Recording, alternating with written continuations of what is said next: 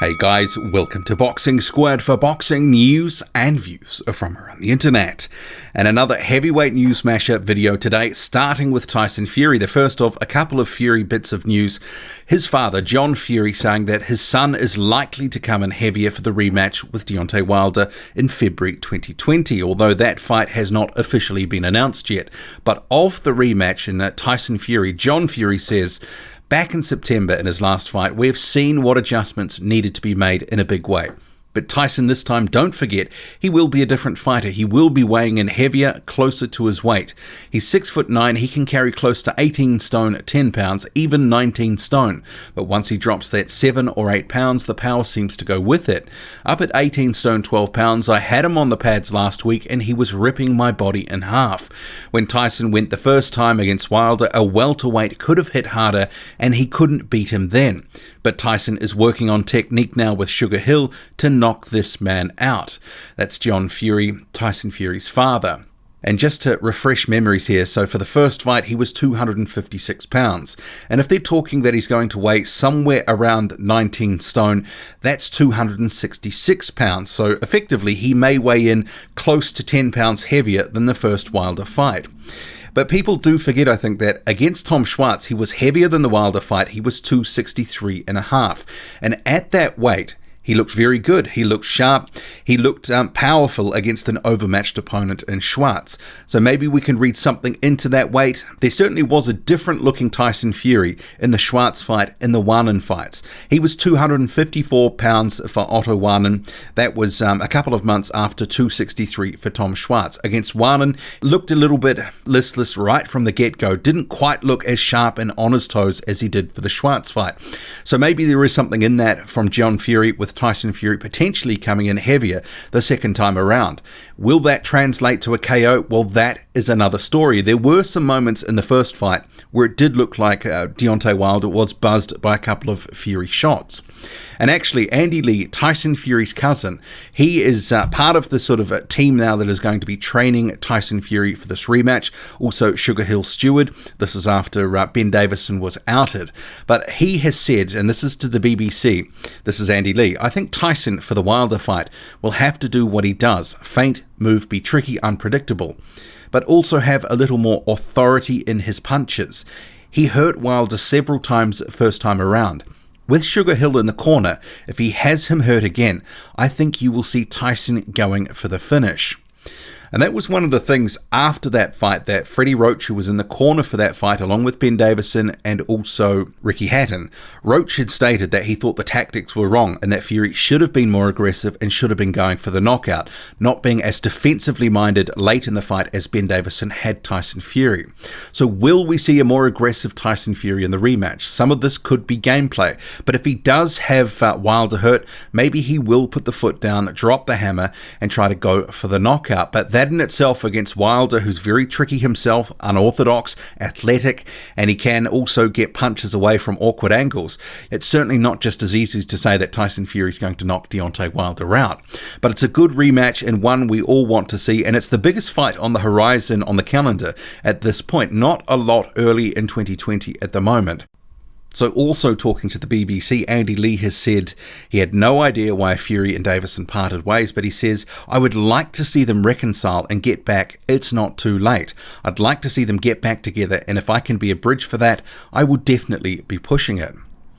And I guess the sort of worry for some boxing fans will be regarding Tyson Fury. Ben Davison had been his anchor for some time. He'd got him back from the brink, 400 pounds depressed, worked him out, got him back to resuming his boxing career at a professional level, and now he's on the outer. We don't know what the story is, if it was about money or if it was regarding Sugar Hill steward coming in and Davison didn't like it. We just really don't know all the facts of the matter. But if he does come back, maybe that's actually a good thing for Tyson Fury, given the relationship that they had. But given we don't know all the ins and outs, perhaps it's just not possible at this point. We shall see. Unified champion Anthony Joshua has said it would be his preference to fight Deontay Wilder in 2020 if it's possible. So talking to RT, he says, "It's not so much stylistically or so much of a grudge, it's just that I've got 4 of the belts and I want the last one. So Deontay Wilder would be my preference.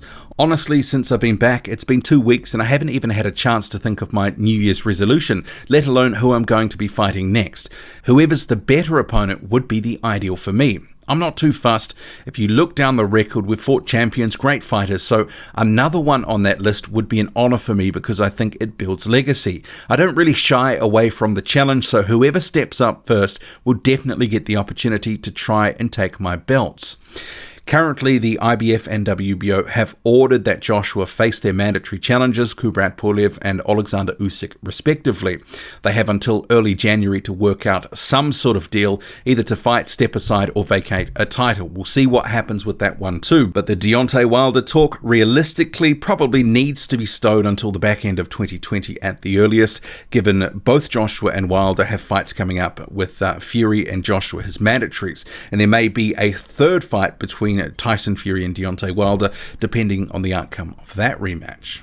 Meanwhile, one of Joshua's trainers, Angel Fernandez, has discussed Deontay Wilder with Star Sport, saying the mistakes are going to be there, so you have to expose that, but you also have to take the strengths away. I'm not going to tell you a way of how I would fight Wilder or how I would not fight Wilder.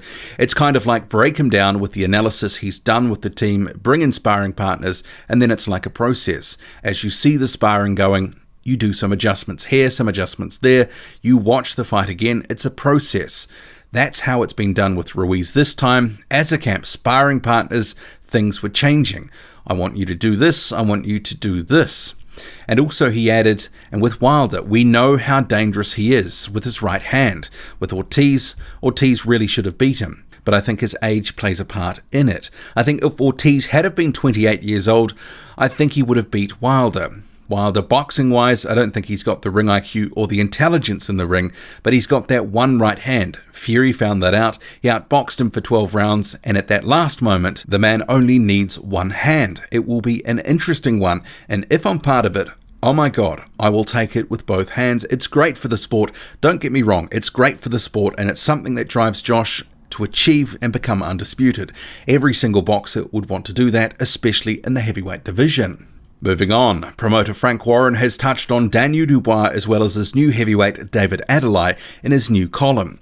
So he says of Dubois' performance against Kyotaru Fujimoto, he is just a phenomenal puncher. He did the one trick against Kyotaru Fujimoto. The leverage and power he gets into his shots is something else. And as I've been saying for ages now, he's got a great jab that keeps on improving. Debut man David showed that he could well be capable of joining the heavyweight party, and the fact he was loading up a bit was understandable with it being his first pro fight and being keen to impress. It was also pleasing to see what a great following David has already built up, and his people made a right old din inside the copper box. And just touching on David Haye and Derek Chisora's Christmas message, because it alludes to Derek Chisora going into camp in January. So they have the Christmas message, which you can see here, and David Haye with a t-shirt with him and a Santa hat on, mirroring the actual real-life David Haye. But he says, "Merry Christmas from all of us at Haymaker. Here's to a day of success. Training camp will be in full flow from January 2020. And it makes me wonder, so is a deal done with Alexander Usyk, or are they just going to be training knowing that there is a fight in the offing, no matter who the opponent? Right now, Alexander Usyk is in negotiations, obviously, with Anthony Joshua's people. He is the WBO mandatory challenger. He wants to face Joshua next. He doesn't want Kubrat Pulev to go before him. But ultimately, that may be the case. And if so, that would make potentially Derek Chisora Johnny on the spot. So there could well be a deal in place already, but it just depends on timing with the whole Joshua situation. We shall see. But what do you make of it all? Drop a comment, loud and often. Hit like, hit subscribe, follow me on Twitter. Boxing_squared. I'm out.